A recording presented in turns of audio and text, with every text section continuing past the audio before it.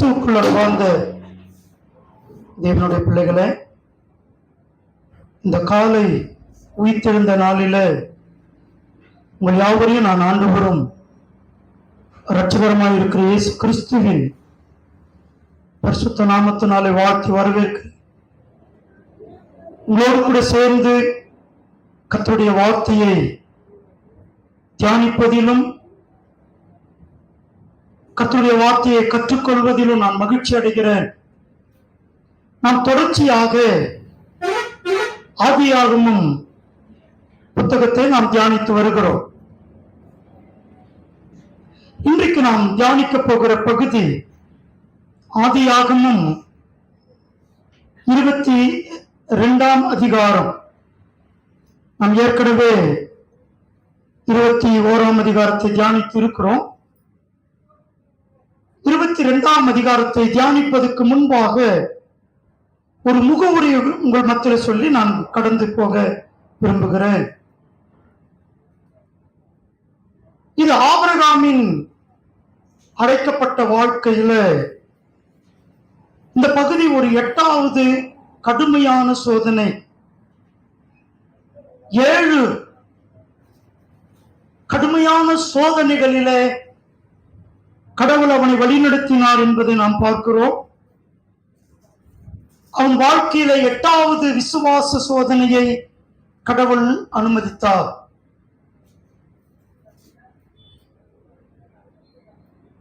கடவுள் சோதிப்பதற்கான மைய நோக்கம்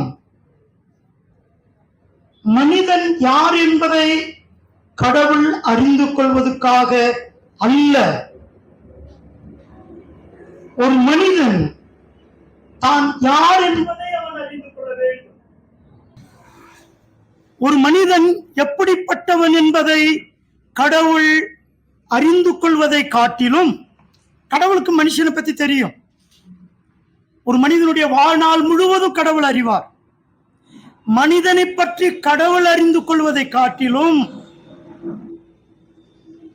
மனிதன் தான் யார் என்பதை அறிந்து கொள்ள கடவுள் விரும்புகிறார். ஆபிரகாமின் விசுவாசத்தை பற்றி ஆபிரகாம் அறிந்து கொள்ள வேண்டும்.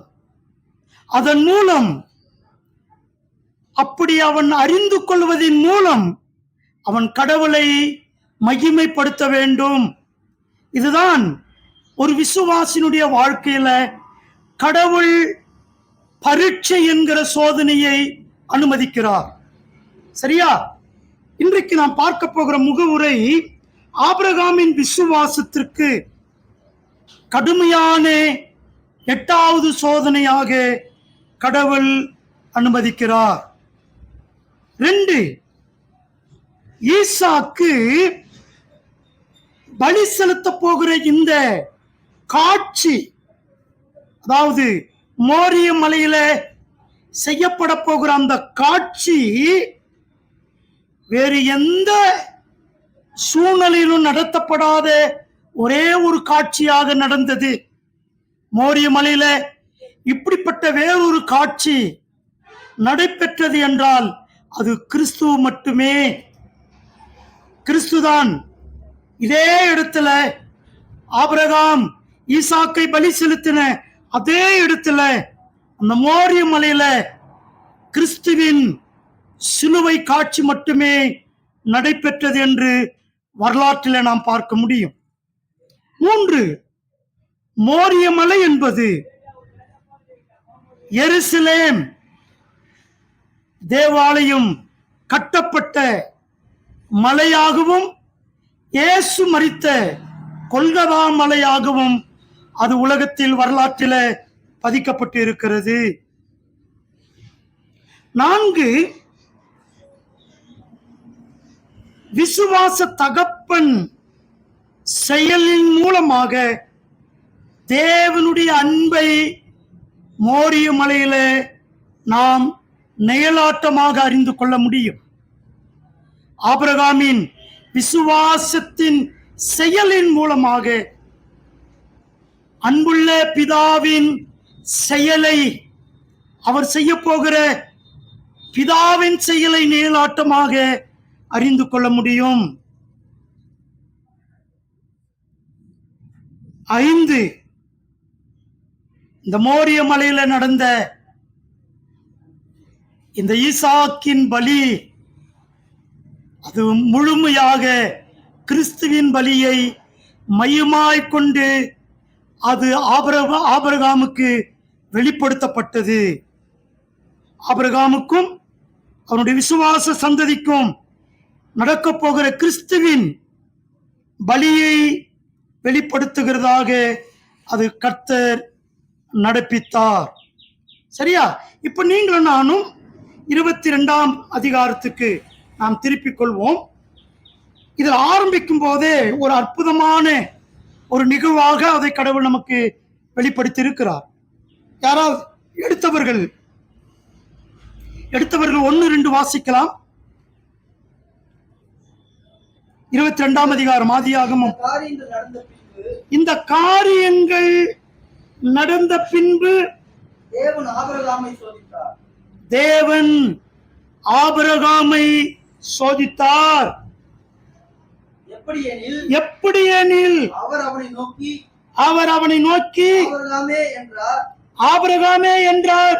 அவன் இதோ அடியேன் என்றான்.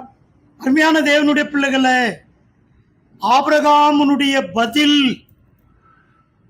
கடவுள் எதை கேட்டாலும் கொடுக்கிற நிலையில் இருந்த பதிலை அவனிடத்திலிருந்து வெளிப்படுகிறது. அவன் சொல்லும் போதே சொல்றான், இதோ அடியேன். இந்த வார்த்தை அக்காலத்தில் எஜமானிடத்துல ஒரு வேலைக்காரன் வெளிப்படுத்துகிற வார்த்தை.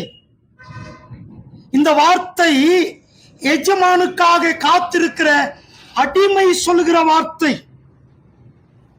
இதோ அடியேன். அப்படி என்றால் ஆண்டவர் எதை சொன்னாலும் நான் செய்வதற்கு ஆயத்தமாயிருக்கிறேன்.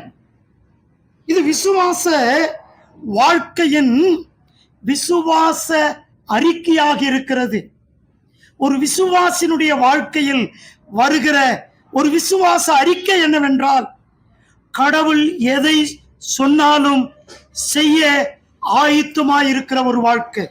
அதுக்கு பேர்தான் விசுவாச வாழ்க்கை. எவ்வளவு அற்புதமான ஒரு உண்மை.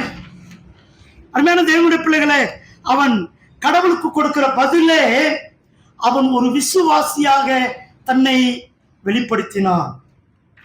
அந்த விசுவாசத்துக்கு தான் இப்ப சோதனை. ஆபிரகாமுடைய விசுவாசத்திற்கான ஒரு கடுமையான 8வது சோதனை. இப்ப என்ன சொல்றாரு? அடுத்த வசனம், 2வது வசனம். அப்பொழுது அவர் உன் புத்திரனும் உன் ஏக சுதனும். அவர் சொல்றாரு, அப்பொழுது அவர், இப்பொழுது சொல்லும் அடியேன் கேட்கிறேன். கடவுளுடைய வார்த்தையை கேட்க ஆயத்தமா இருக்கிறவர்களுக்கு பேர் விசுவாசிகள். கடவுள் எதை சொன்னாலும் செய்ய ஆயத்தமா இருக்கிறவர்களுக்கு பேர் விசுவாசிகள். இந்த விசுவாசத்தின் அறிக்கைக்கு பதிலாக கடவுள் சொன்ன பதில் என்ன தெரியுமா?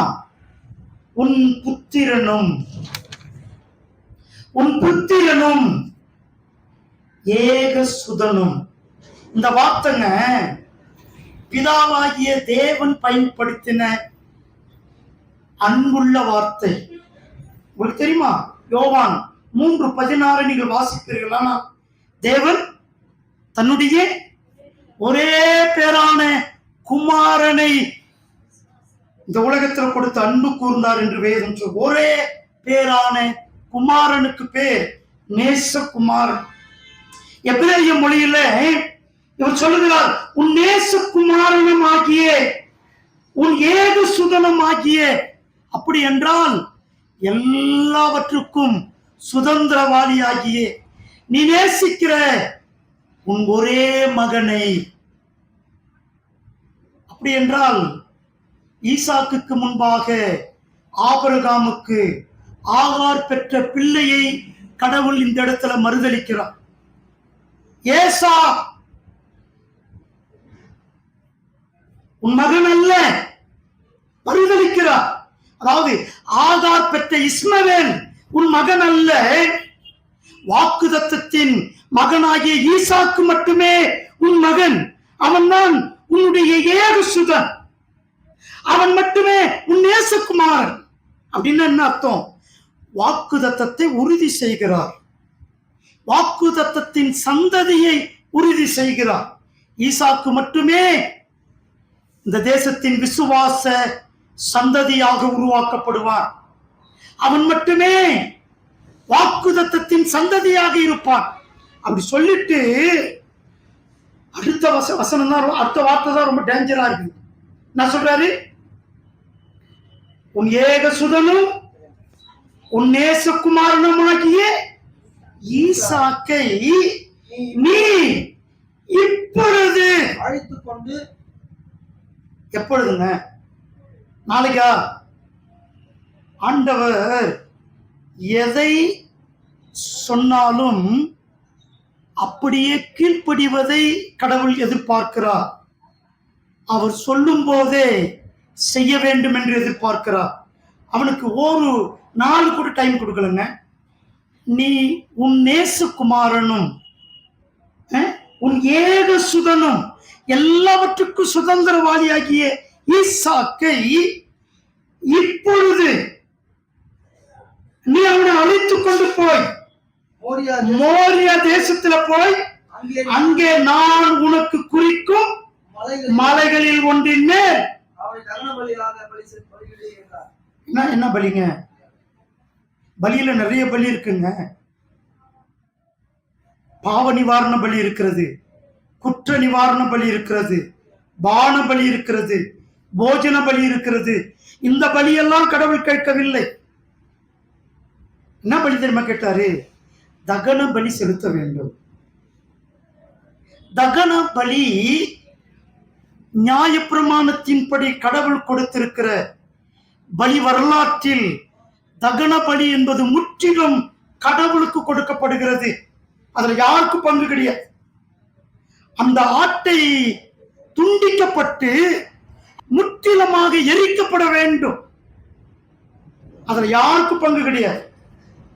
அது தேவனுக்கு மட்டுமே முழுமையாக செலுத்தப்படுகிற பலியாக பழைய ஏற்பாட்டில் காணப்படுகிறது. இந்த பலிகள் எல்லாம் செலுத்தப்படுவதற்கு முன்பாக கடவுள் விரும்பின முதல் பலி நமக்கு அவர் சொல்லும் போது ஈசாக்கை பலி செலுத்த சொன்னார்.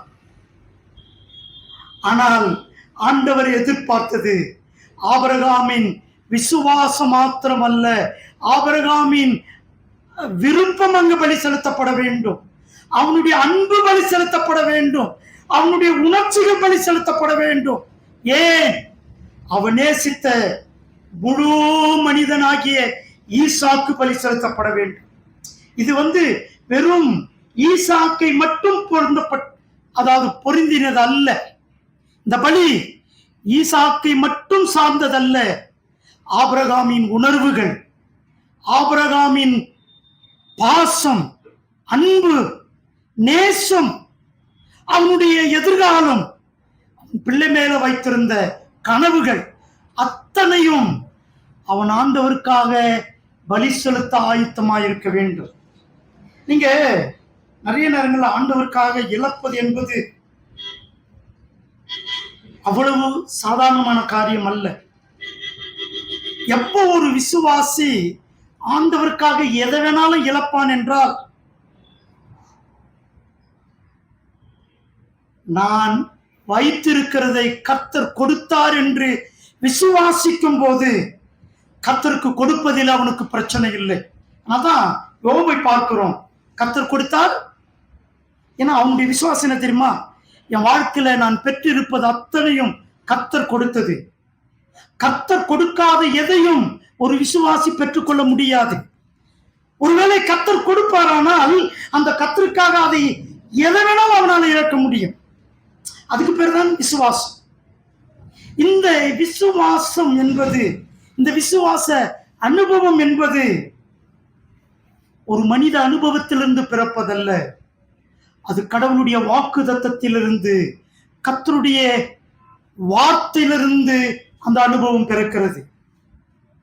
நீங்க பாத்தீங்கன்னா வாசிங்கள, அவனை தகன பலியிட வேண்டும் என்றால், அடுத்த வசனம், ஆபிரகாம் அதிகாலையில் எழுந்து, ஆபிரகாம் அதிகாலையில் எழுந்தான்.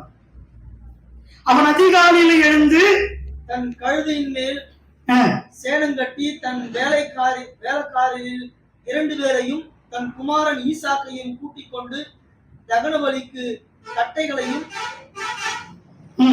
பிளந்து கொண்டு தேவன் தனக்கு குறித்த இடத்துக்கு புறப்பட்டு போனார். அருமையான தேவனுடைய பிள்ளைகளை, தேவன் சொன்னபடி செய்கிறவன் விசுவாசி.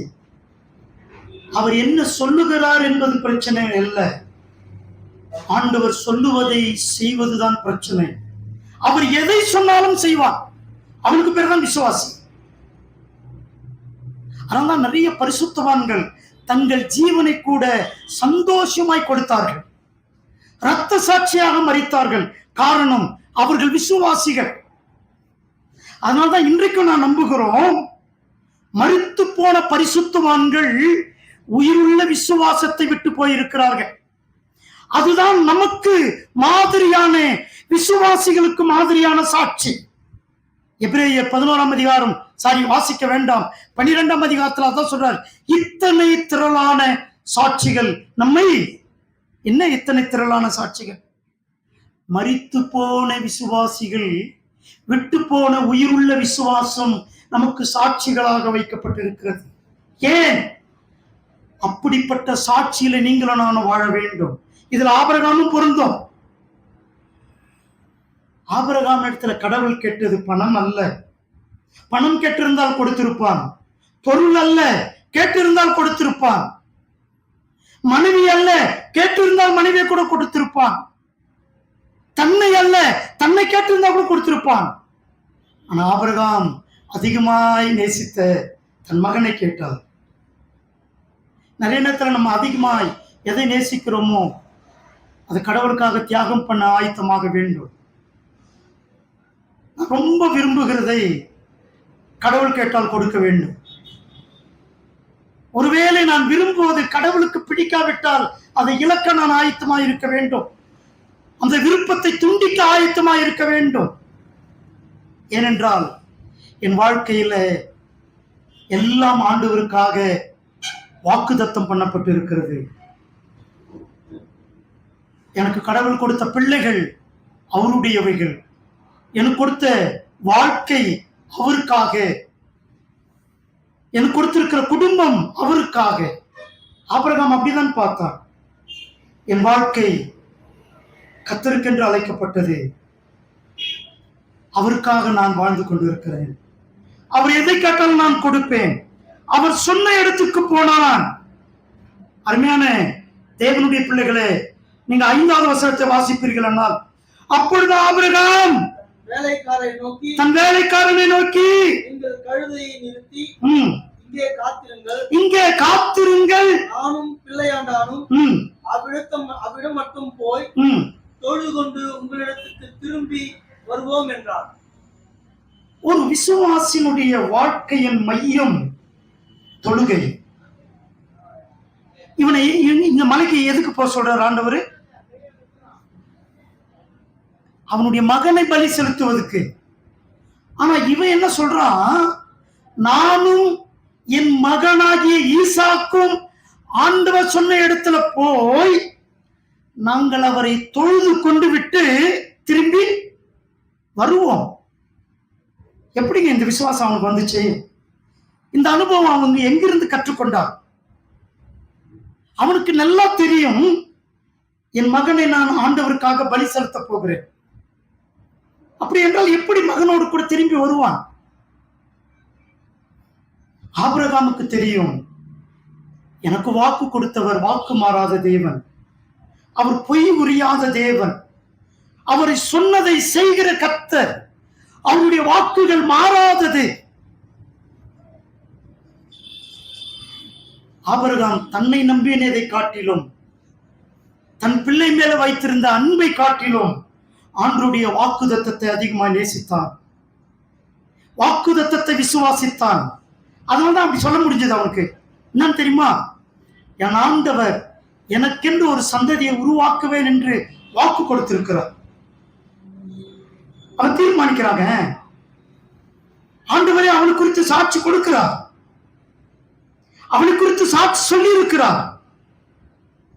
ஆபிரகாம் என் சிநேகிதன் என்று சொல்லி இருக்கிறார். வேதம் சொல்லுகிறது ஆபிரகாம் கர்த்தருக்கு நெருக்கமான சிநேகிதன். கடவுளுக்கு நெருக்கமாய் இருக்கிறவர்கள் கடவுளை புரிந்து கொள்ள முடியும், கடவுளும் அவர்களை புரிந்து கொள்வார், அவங்களுடைய உணர்வுகளை புரிந்து கொள்வார். அதனால்தான் எபிரேயர் 11:19 இந்த எபிரேயருக்கு எதிரான ஆக்கியம் ஆபிரகாமுடைய விசுவாசத்தை பற்றி இப்படி பேசுகிறான். எப்படி பேசுகிறான்? தனக்கு ஒரே பேரானவனையே, ஒரே பேரானவனையே என்று இல்ல, அங்கே ஆவியானவர் எப்படி பதிவு செய்கிறார்னா, தனக்கு ஒரே பேரானவனையே. அப்படி என்றால் வேறொரு மகன் ஆபிரகாமுக்கு கிடையாது. ஆபிரகாமுக்கு நிறைய பிள்ளைகள் இருந்தார்கள், ஆனா அவர்கள் பிள்ளைகள் அல்ல. இவன் ஒருவன் மட்டும்தான் வாக்குத்தத்தத்தின் பிள்ளை. இந்த வாக்குத்தத்தத்தின் பிள்ளை வாசிங்க, ஒரே பேரானவனையே பலியாக ஒப்பு கொடுத்தான், பலியாக ஒப்பு கொடுத்தான். பலியாக ஒப்பு கொடுத்தாது. அவர் எப்படி முடிக்கிறாருன்னா, மரித்தோர் இருந்து அவனை பாவனையாக திரும்பவும் பெற்றுக்கொண்டான். நீங்க பாத்தீங்கன்னா அது கிறிஸ்துவின் மரணத்தின் சாயலுக்கொப்பாக பிதாவின் அன்பை வெளிப்படுத்துகிற ஒரு இடமாக அது காணப்பட்டது. அவன் சொல்றான், ஈசாக்கை பலியாக ஒப்பு கொடுத்தான். எங்க ஈசாக்கை பலியாக ஒப்பு கொடுப்பதற்கு முன்பாக ஆபிரகாம் தன்னை ஆண்டவருக்கு ஒப்பு கொடுக்க வேண்டும். ஏங்க, ஆபிரகாம் தன்னை ஒப்பு கொடுக்காத வரைக்கும் தன்னிடத்துல கேட்பதை கடவுளுக்கு அவனால் கொடுக்க முடியும். விசுவாசத்தின் வெற்றியின் ரகசியம் என்ன தெரியுமா? என்னை கர்த்தருக்கு ஒப்பு கொடுத்தால் என்னிடத்துல கர்த்தர் கொடுத்ததை எதை வேணாலும் நான் கர்த்தருக்கு கொடுக்க முடியும். ஆபிரகாமின் விசுவாசத்தின் கிரியையே அவன் விசுவாசத்துக்கு சான்றாக இருந்தது. ஆபிரகாமின் விசுவாசத்தின் கிரியையே அவனுடைய விசுவாசத்துக்கு என்னவா இருந்தது? சான்றாக இருந்தது. அதனால்தான் அங்க சொல்றாரு, நீங்க 6வது வசனத்தை வாசிங்களேன். ஆதியாகமம் 15:6 வாசிங்க. 15:6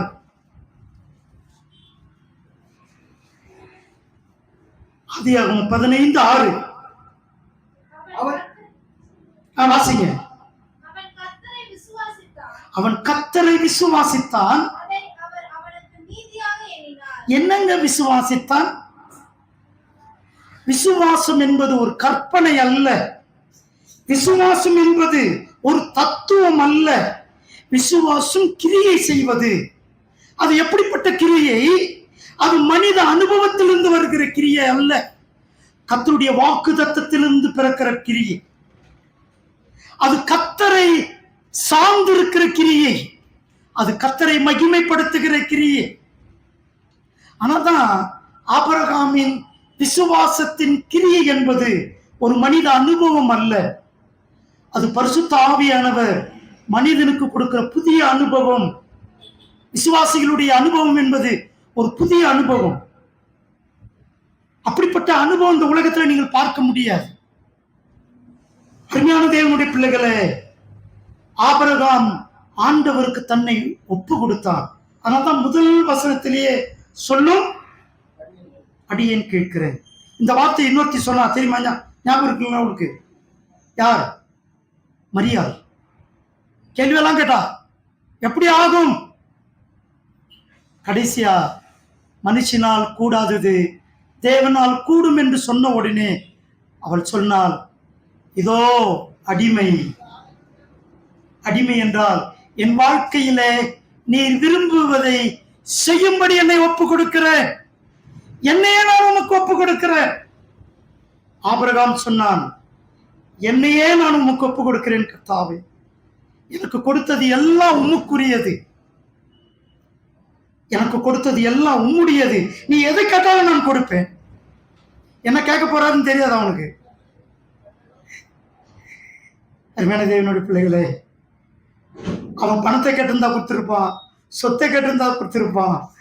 அவன் ரொம்ப நாள் ஆசையாய் வளர்த்த ஏகசுதன் கடவுள் சொல்றார், அவனை அப்படியே தூண்டுறார், அவனுடைய உணர்ச்சிகளை தூண்டுகிறார், அவனுடைய அன்பை தூண்டுகிறார். உன் ஏகசுதன், உன்னுடைய ஒரே குமாரன், அவனை வேலைக்காரனை விட்டு பலி செலுத்தினா கூட கொஞ்சம் ஆறுதலா இருந்திருக்கும். அவனை உன் கையால நீ பலி செலுத்த வேண்டும், கொஞ்சம் கஷ்டங்க அது.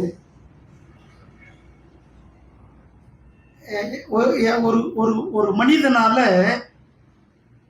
ஒரு வலியை உணர முடியும், ஆனா வலியை எடுத்துக்கொள்ள முடியாது. அந்த சம்பவத்தை அவனால பார்க்க விரும்புறதில்லை. நான் ஊசி போட்டுக்க மாட்டேங்க, ஊசி போடுறதே நான் பார்க்க மாட்டேன், எனக்கு கொஞ்சம் கஷ்டமா இருக்கும். யாராவது ஊசி போட்டாங்கன்னா கண்ணை மூடிப்பணும்.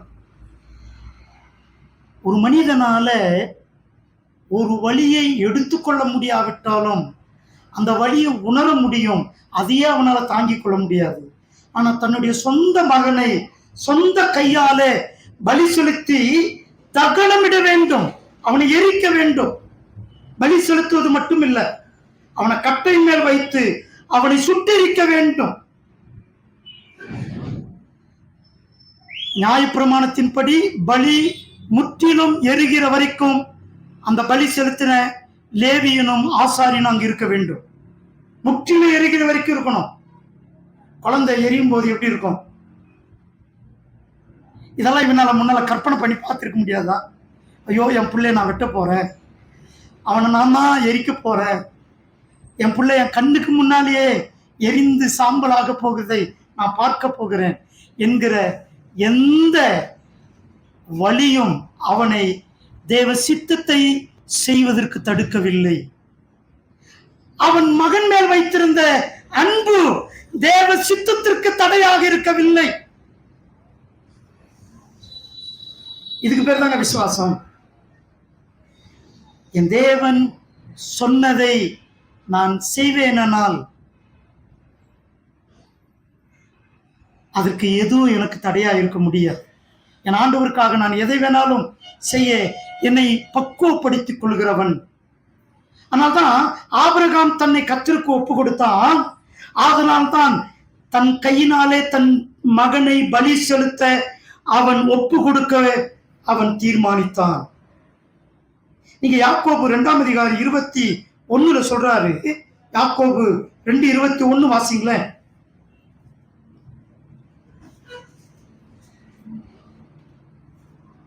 நம்முடைய பிதாவாகிய ஆபிரகாம். யாருடைய பிதா? நம்முடைய பிதாவாகிய. அப்படின்னா என்ன அர்த்தம்? நாம் அவனுடைய விசுவாசத்தை பின்பற்ற வேண்டும். நமக்கு முன்மாதிரியாக கடவுள் விசுவாச தகப்பனாக அவனை வரலாற்றில உருவாக்கி இருக்கிறார். நம் பிதாவாகிய வாசிங்க. நம்முடைய பிதாவாகிய ஆபிரகாம் தன் குமாரன் ஈசாக்கை பலிபீடத்தின் மேல் செலுத்தின போது கிரியைகளினாலே அல்லவோ. உங்களுக்கு புரியுதுங்களா?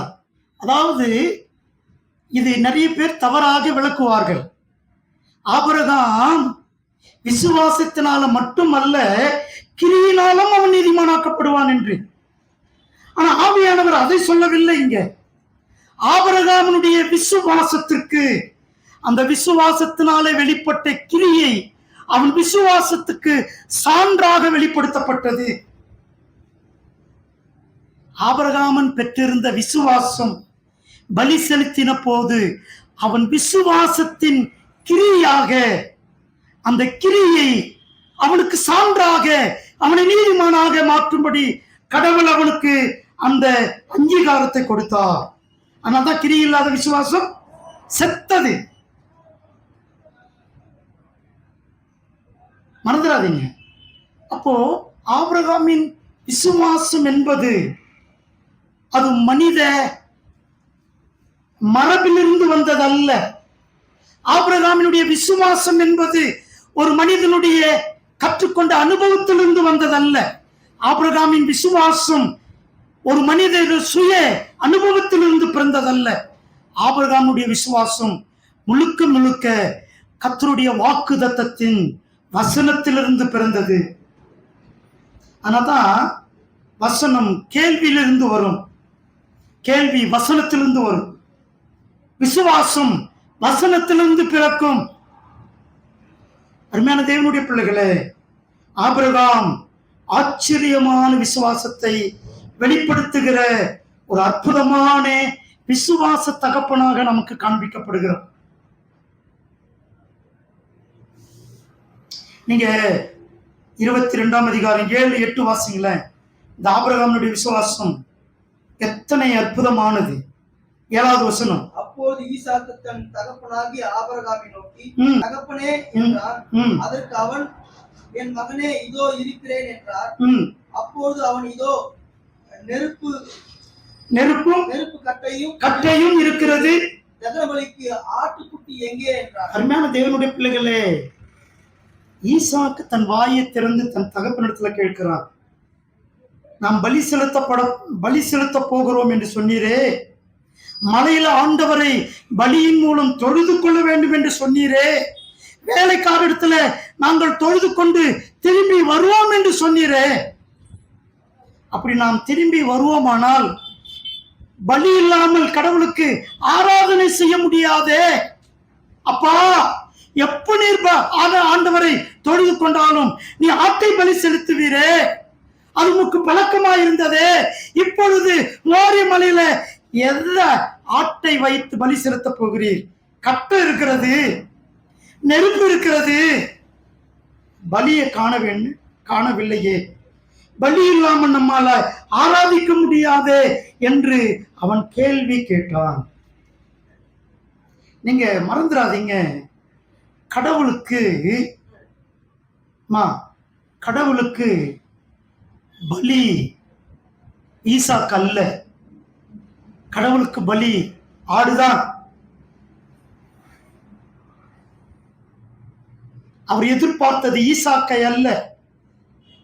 மோரிய மலையில ஆபிரகாம் ஆட்டை பலி செலுத்தி அவரை தொழுது கொள்ள வேண்டும் என்பதுதான் கர்த்தருடைய விருப்பம். ஆனால் ஆபிரகாமின் விசுவாசத்தின் கிரியை வெளியே கொண்டு வரும்படி ஈசாக்கை பலி செலுத்தி தொழுது கொள்ள வேண்டும் என்று விரும்பினார். அப்படி என்ன தெரியுமா? ரோமர் 12ஆம் அதிகாரத்தில் சொல்லப்பட்ட அந்த ஜீவ பலியாகிய புத்தி உள்ள ஆராதனையை விசுவாச தகப்பன் மோரிய மலையில துவங்கினார். நம்ம படிக்கிறோம் ரோமர் 12ல நமக்கு புத்தி உள்ள ஆராதனையை செய்ய வேண்டும் என்று ஆண்டு சொன்னார். வாசிக்கலாங்களா? ரோமருக்கு இது நிருபம் 12ஆம் அதிகாரம் 1வது வசனமோ 2வது வசனமோ. அப்படி இருக்க சகோதரரை, உங்கள் சரீரங்களை பரிசுத்தமும் தேவனுக்கு பிரியமான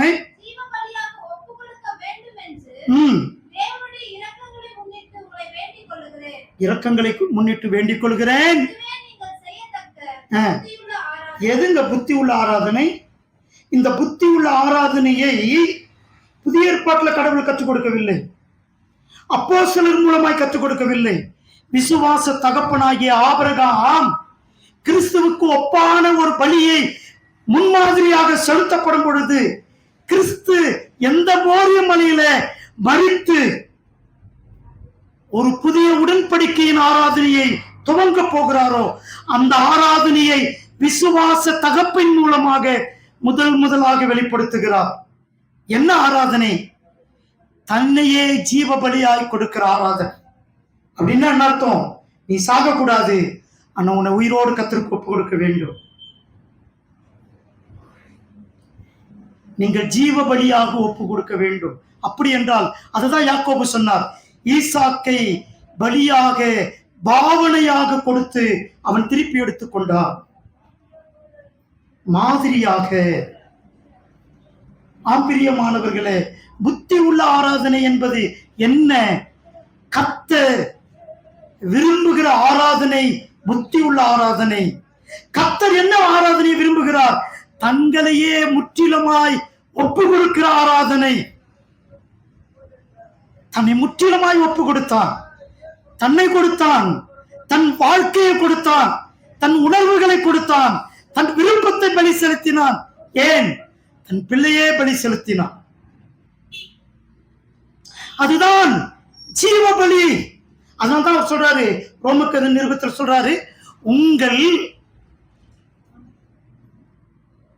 சிந்தனை, உங்களுடைய சித்தம் மறுரூபமாக்கப்பட வேண்டும். வாசிகளை மறுபடியும் அதுக்கப்புறம் வாசிருக்குமா?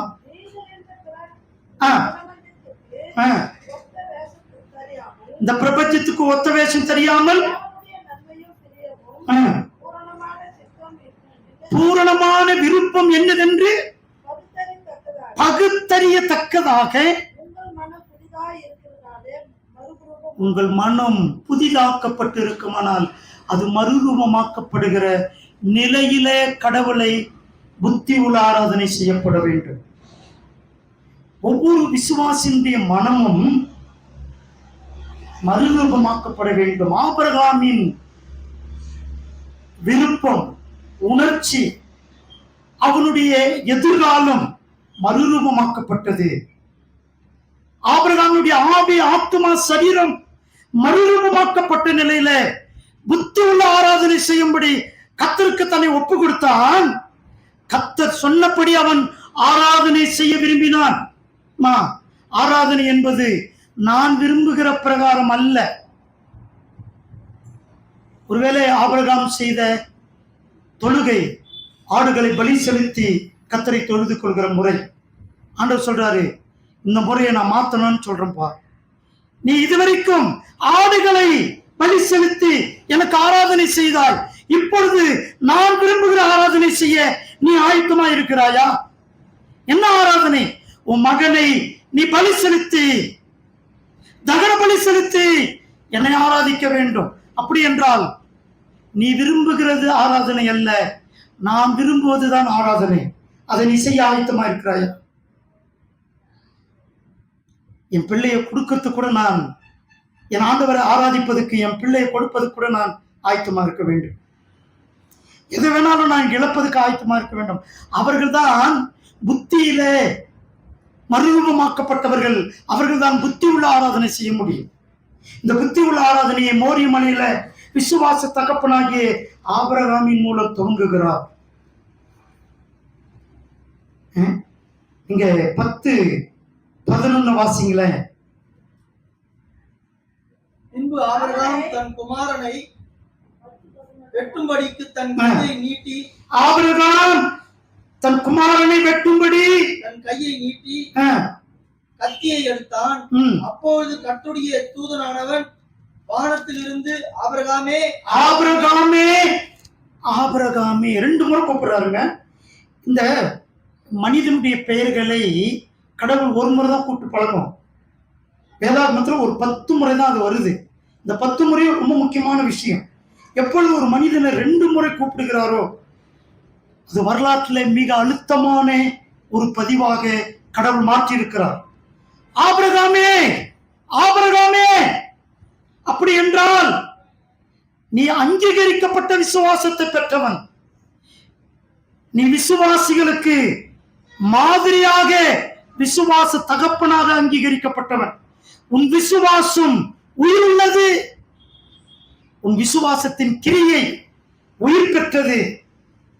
அந்த விசுவாசத்தின் கிரியின் மூலம் நான் மகிமைப்படுகிறேன்.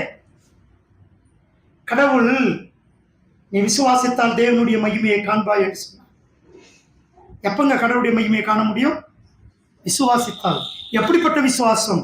உயிருள்ள விசுவாசம். என்ன உயிருள்ள விசுவாசம்? செத்து போன 4 நாள் ஆன நாத்தம் அடித்த லாசரு உயிரோடு எழுந்திருப்பான் என்று அவனுடைய சகோதரி நம்ப வேண்டும். ஆண்டவர் கண்ணீர் விட்டாருங்க. ஏன் கண்ணீர் விட்டா தெரியுமா? லாசர் செத்து போனதற்காக அல்ல, அங்க அழுகிற மக்களை பார்த்து அவர் கண்ணீர் விடவில்லை. நான் இவ்வளவு தூரம் என் வார்த்தைகளை, என் விசுவாசத்தை, விசுவாசத்தின் வலிமையான வாழ்க்கையை இவர்களுக்கு அறிவித்த போதிலும் அந்த விசுவாசத்தின் வார்த்தையை இவர்கள் விசுவாசிக்கவில்லையே. ஆனா சொல்ற, என்னை விசுவாசித்தால் மரித்தாலும் பிழைப்பான் என்று சொல்கிறார். ஆனா மரியாள் அதை விசுவாசிக்கவே இல்லை, மாத்தாள் அதை விசுவாசிக்கவே இல்லை, யூதர்கள் அதை விசுவாசிக்கவில்லை. அவர் மரித்து போனதை குறித்து அளவில்லை, விசுவாசத்துல மரித்து போன மனிதர்களை குறித்து கண்ணீர் விட்டார். இன்னும் இவர்கள் உயிர்ப்பிக்கப்படவில்லையே.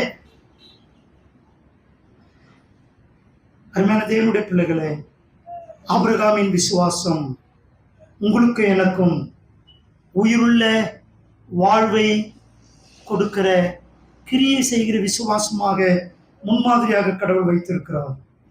அவன் பிள்ளையாண்டை வெட்டும் போது கடவுள் சொன்னார், நீ வெட்டாதே. அதுல ஒரு முக்கியமான பாடத்தை கத்த விடுகிறார். 12வது வசனத்தை வாசிங்க. 12. அப்பொழுது அவர் போடாதே, அவனுக்கு ஒன்றும் செய்யாதே, உன் புத்திரன் என்றும்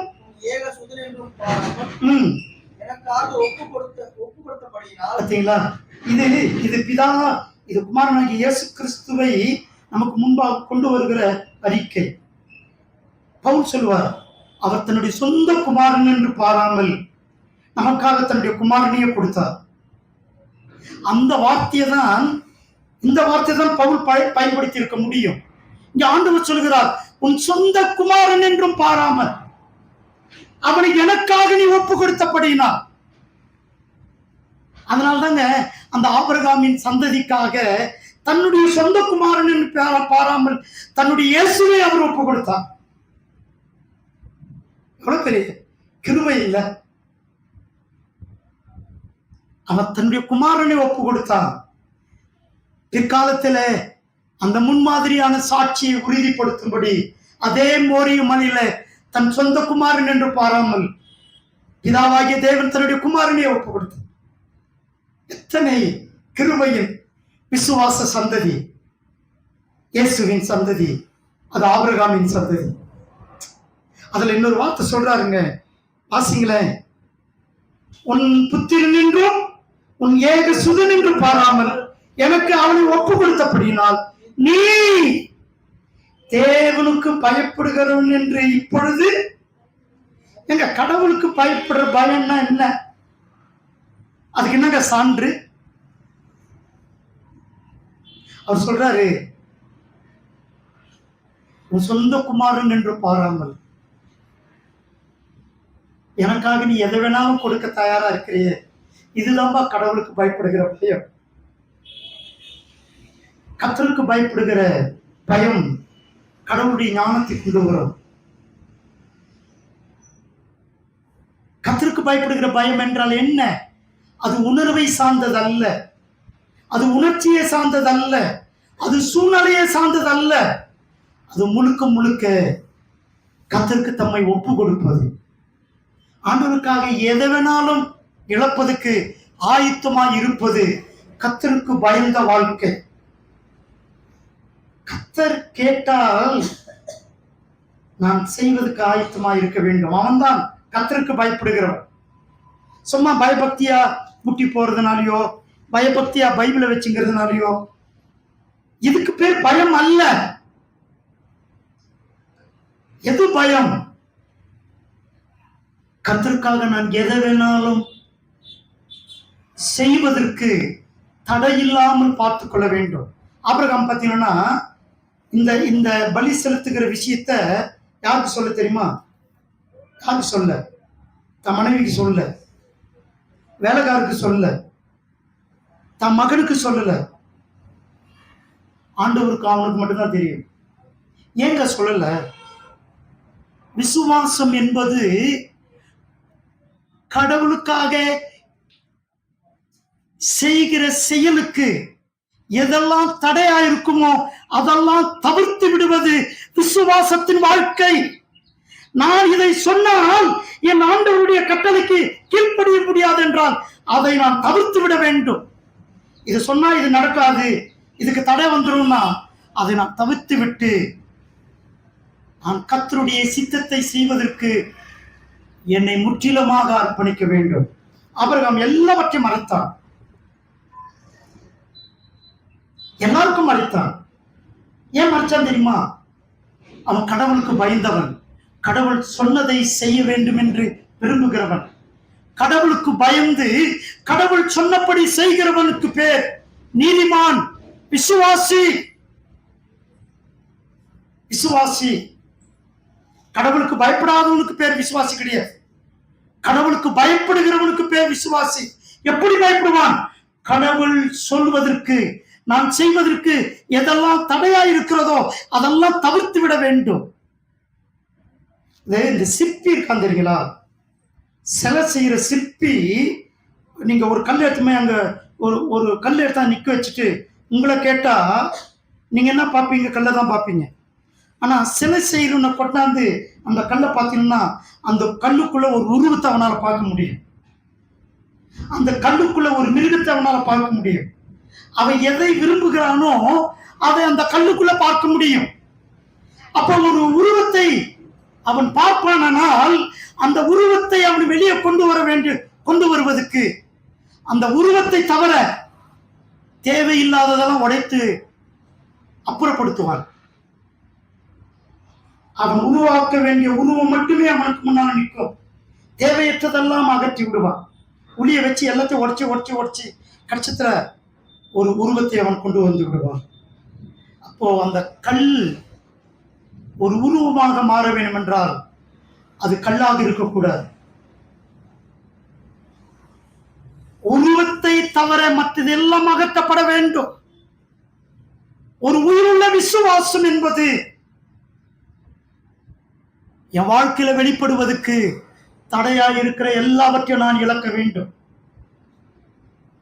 என் விசுவாச வாழ்க்கையில நான் வாழ்வதற்கு ஒன்று தடையா இருக்குமானால் அதை நான் இழப்பதற்கு ஆயத்தமா இருக்க வேண்டும். அதை நான் ரொம்ப நேசிக்கிறதா கூட இருக்கலாம், அதை நான் இழக்க ஆயத்தமா இருக்க வேண்டும்.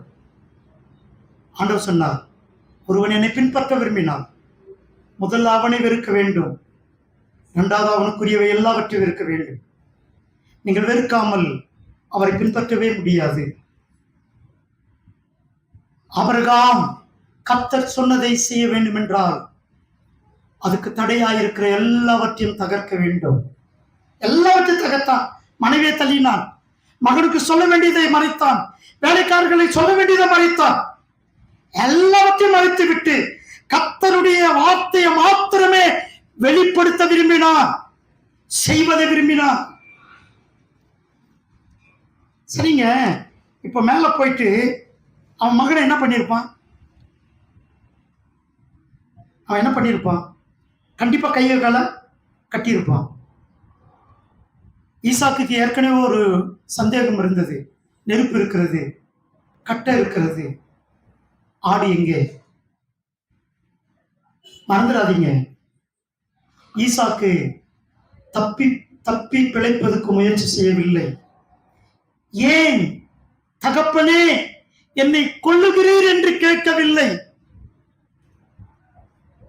தகப்பனுடைய விருப்பத்துக்கு ஈசாக்கு ஒப்பு கொடுத்தான். ஈசாக்கு தன் பிள்ளையை கொல்வதற்கு தன் இருதயத்தை கடினப்படுத்திக் கொண்டான். எங்க இருதயத்தை கடினப்படுத்தலன்னா தான் பிள்ளையை வெட்டவே. சில பேர் சொல்றாங்களா, என்னப்பா கல் நெஞ்சு அவனுக்கு, குழந்தை இப்படி போட்டு அடிக்கிறான். ஈசாக்கு தன் இருதயத்தை ஆண்டவருக்காக கல்லாக மாற்றினான், கடினமாக்கி கொண்டான். தன் பிள்ளையை கையை காலை கட்டினான். ஈசாக்கினுடைய அதாவது ஆபிரகாமினுடைய மகன் ஈசாக்கு தகப்பனுடைய விருப்பத்தை நிறைவேற்றுவதற்கு தன்னை முற்றிலுமாக ஒத்துழைப்பு கொடுத்தான். நீங்க இயேசு கிறிஸ்துவும் தன் பிதாவின் சித்தத்தை செய்வதற்கு இதே மோரிய மலையில தன்னை முற்றிலுமாக ஒப்பு கொடுத்தார். எப்படி ஈசாக்கு தன் கட்டையை தூக்கி கொண்டு போனானோ அதே மாதிரி இயேசுவன் தன் சிலுவையை தூக்கி கொண்டு போனார். அதாவது என்ன ஒரு கொடுமைன்னா, எந்த சிலுவையில அவரை அறைய போகிறார்களோ அந்த சிலுவையை அவர் தூக்கி கொண்டு போனார். எந்த கட்டையின் மேல் தன் தகப்பன் இவனை பலி செலுத்த போகிறானோ அதே கட்டையை அவன் சுமந்து கொண்டு போனான். எந்த ஆபிரகாம் பிதாவுடைய சித்தத்தை செய்வதற்கு தன் இருதயத்தை கடினப்படுத்திக் கொண்டானோ அதே போல இயேசு கிறிஸ்து பிதாவின் சித்தத்தை செய்வதற்கு தன்னை கடினப்படுத்திக் கொண்டார். ஆனாதான் என் தேவனே, என் தேவனே, ஏன் என்னை கைவிட்டீர் என்று அவர் கேள்வி கேட்டார். அதுக்கு சிலுவையில பதிலே கிடைக்கவில்லை. பிதாவுக்கு தெரியும் என் குமாரன் கைவிடப்படுவது நல்லதென்று கண்டார். குமாரனுக்கு தெரியும் பிதா என்னை கைவிட்டது நல்லது என்று கண்டார். தன் குமாரனை கைவிடுகிற அந்த ஒரு இமை பொழுதுல பாவிகளாயிருந்த நமக்கு அவர் கை கொடுத்தார். எத்தனை பெரிய கிருபை! எங்க ஒரே பேரான குமாரன் தன்னுடைய சொந்த குமாரன் என்று பாராமல் நமக்காக அவர் ஒப்பு கொடுத்தார். இந்த ஆபிரகாமும் தன் ஈசாக்கை அப்படிதான் ஆண்டவருடைய அன்பை வெளிப்படுத்தும்படி, அவருக்கு கீழ்ப்படிதலை வெளிப்படுத்தும்படி, அவருக்கு பயப்படுகிற பயத்தை வெளிப்படுத்தும்படி அவர் சொன்னதை செய்ய அவன் துணிந்தான். அதுதாங்க இந்த உலகத்துல புத்தி உள்ள ஆராதனை அங்குதான் ஆரம்பிக்கப்பட்டது. அந்த கல்வாரி சிலுவையின் மோரிய மலையில கடவுள் விலை கொடுத்து வாங்கப்பட்டதுதான் திருச்சபை. அதனால்தான் நம்முடைய கிறிஸ்தவம் என்பது ஆதாமின் மரபிலிருந்து வரவில்லை. அது கல்வாரி சிலுவையிலிருந்து உருவாக்கப்பட்ட திருச்சபை, அவருடைய ரத்தத்திலிருந்து உருவாக்கப்பட்ட திருச்சபை. அங்குதான் அவருடைய மெய் விசுவாசத்தின் ஆராதனை துவங்கப்பட்டது. அவருடைய மரணமும் உயிர்த்தெழுதலும் புத்தி உள்ள ஆராதனை இந்த உலகத்துக்கு கொண்டு வந்தது. ஆபிரகாமினுடைய ஆராதனை ஒரு புத்தி உள்ள ஆராதனை. அது ஜீவபலியாய் தன் மகனை ஒப்பு கொடுத்த ஆராதனை, தன்னையே ஒப்பு கொடுத்த ஆராதனை. எத்தனை அற்புதமான உண்மை! இப்படிப்பட்ட விசுவாச வாழ்க்கையை வாழ நீங்களும் நான் அழைக்கப்பட்டிருக்கிறோம். தேவனை தவிர என் வாழ்க்கையில எதுவும் முக்கியமாக இருக்க முடியாது, இருக்கக்கூடாது. என் வாழ்க்கையில கடவுளுக்கு மட்டுமே முதலிடம் கொடுக்கப்பட வேண்டும். அவர் மட்டுமே என்னை முழுமையாக ஆக்கிரமிப்பு செய்ய வேண்டும். அவர் மட்டுமே என்னை ஆளுகை செய்ய வேண்டும். அப்படி தன்னுடைய வாழ்க்கையை அர்ப்பணித்தவர்கள் தான் விசுவாசிகள். அப்படிப்பட்டவர் தான் விசுவாசிகள். கண்களை மூடி நாம் ஜெபிப்போம்.